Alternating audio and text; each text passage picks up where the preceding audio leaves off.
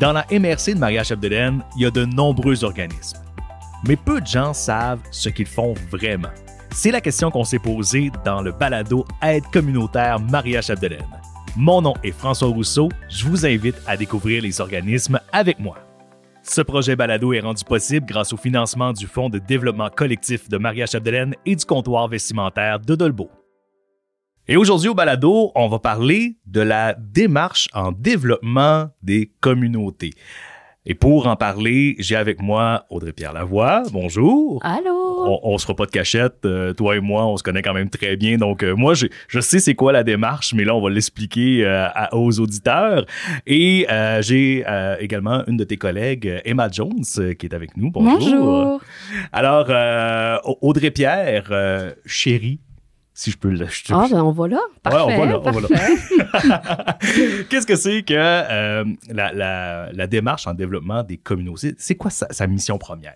En fait, là, à la démarche, là, notre objectif, c'est vraiment de mobiliser, d'engager les partenaires dans un travail intersectoriel. Ça veut dire que comment est-ce que le milieu communautaire, le milieu économique, le milieu municipal, nos élus, le milieu scolaire, etc., peut et doit travailler ensemble, en fait, pour travailler sur les enjeux du territoire. On sait que les enjeux sont de plus en plus complexes.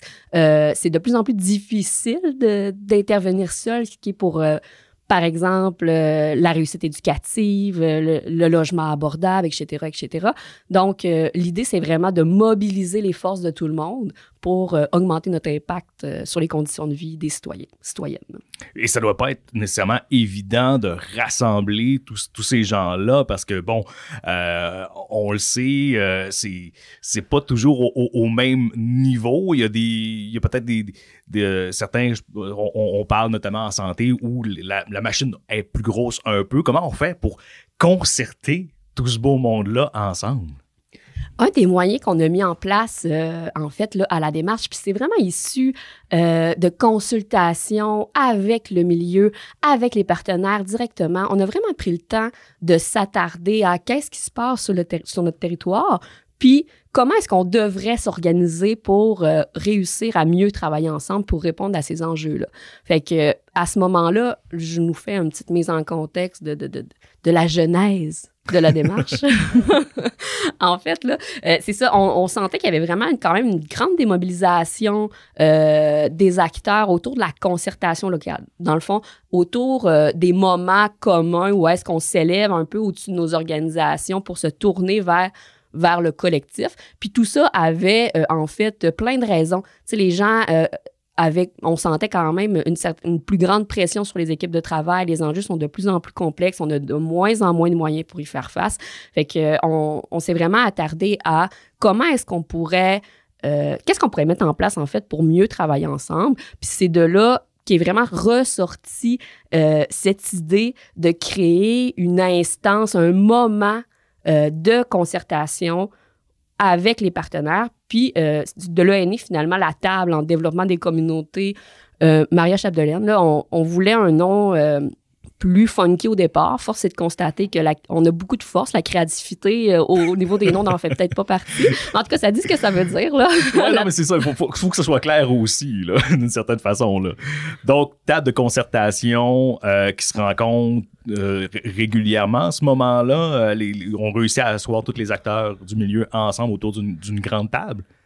Très grande table, en fait. On se voit 3 fois par année, puis on a plus de 20 directions générales qui sont issues de 15 secteurs d'activité différents. Ça veut dire que c'est vraiment, justement, le milieu économique, le milieu de l'environnement, on a des élus, nos 2 députés sont là, provincial, fédéral, on a le milieu, les directions générales du centre de services scolaires, on a le milieu du transport, le secteur communautaire, l'habitat?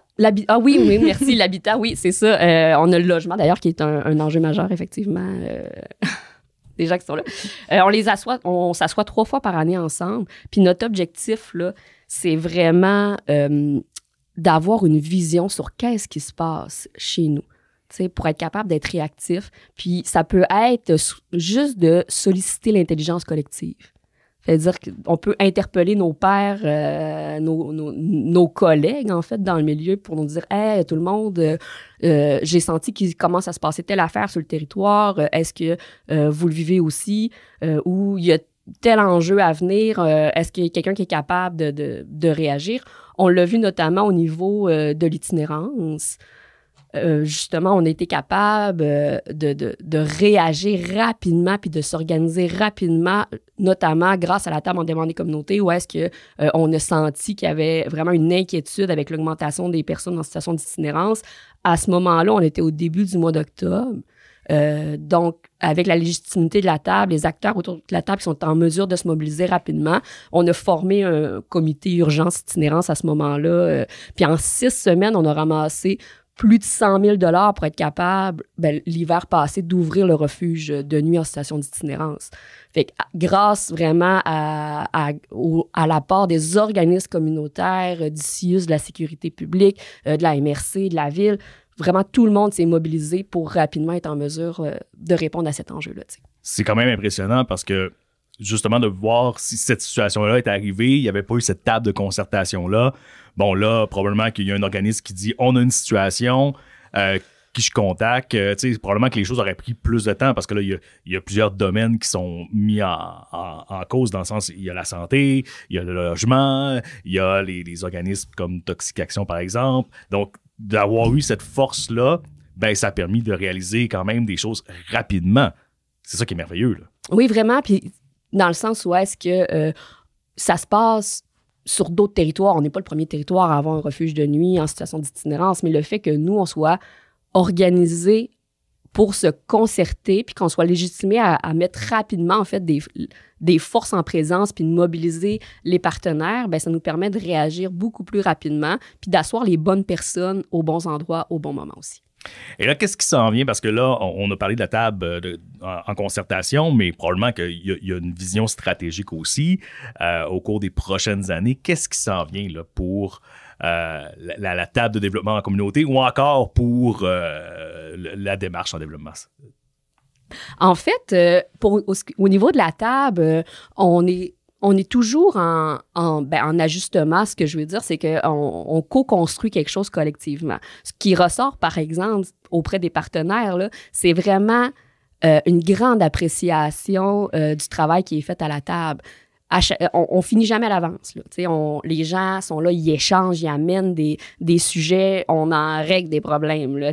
On n'a pas de baguette magique, là, mais le fait qu'on assoit les gens en relation puis qu'on crée des liens avec les partenaires, ça, c'est vraiment très, très, très, très, très riche.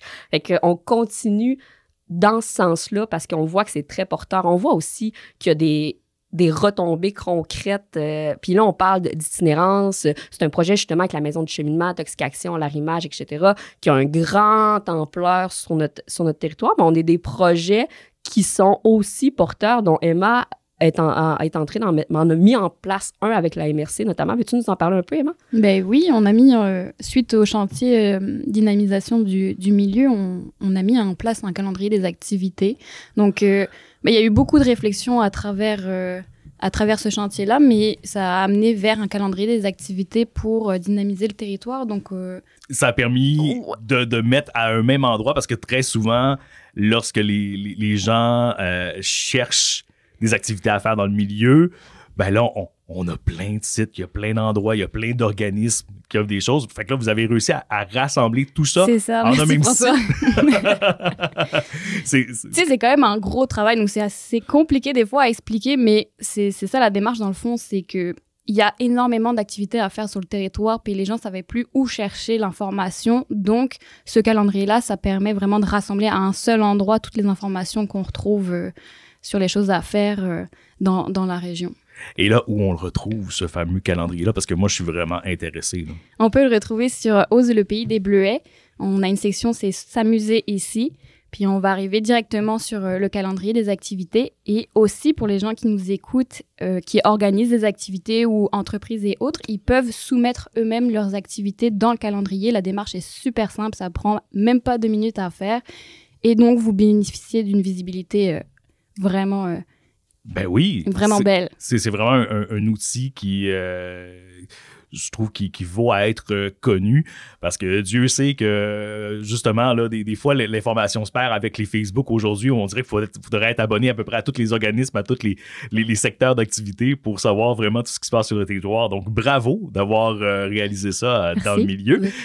Puis c'est vraiment en fait l'idée de la table en demande des communautés. Tu sais, c'est pas de travailler tout ensemble tout le temps. C'est vraiment de mettre une intensité sur des priorités. L'amélioration puis le dynamisme du milieu, c'en était un. On a fait des réflexions collectives, on a porté des projets, puis il est quand même ressorti un projet qui est très concret en partenariat avec la MRC, avec Ose le pays des Bleuets, qui est le calendrier des activités.